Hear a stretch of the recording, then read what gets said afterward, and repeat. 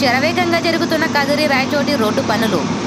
శ్రీ సత్యసాయి జిల్లా కదిరి నియోజకవర్గం కదిరి నుంచి రాయచోటికి వెళ్లే రహదారి తారు రోడ్డు నిర్మాణ పనులు వేగంగా జరుగుతున్నాయి.